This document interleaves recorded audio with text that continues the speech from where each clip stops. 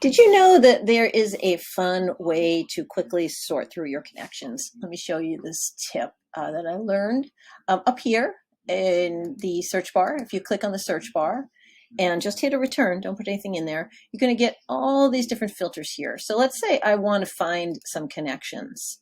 I want to find my first degree connections, and I want to find people that are in my local area. And I'm looking for people that have sales in their title.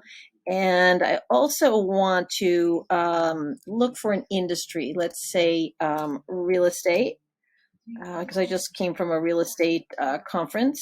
Let's see here, real estate, add an industry, commercial real estate. Okay. And I'm going to also, yeah. Okay. So I just have that criteria and I have sales. Okay. So I'm going to show results.